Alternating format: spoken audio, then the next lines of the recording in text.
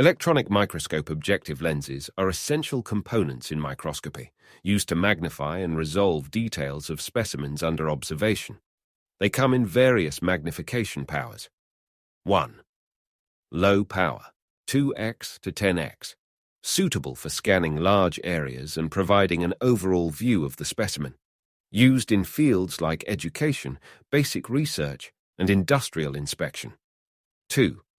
Medium power, 20x to 40x, used for observing finer details of the specimen, such as cellular structures, commonly employed in medical diagnostics, histology, and life sciences research.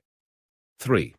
High power, 50x to 100x, offers higher magnification and resolution, enabling detailed study of cells, tissues, and microorganisms, valuable in medical research, microbiology, and materials analysis. 4. Oil immersion, 100x or higher.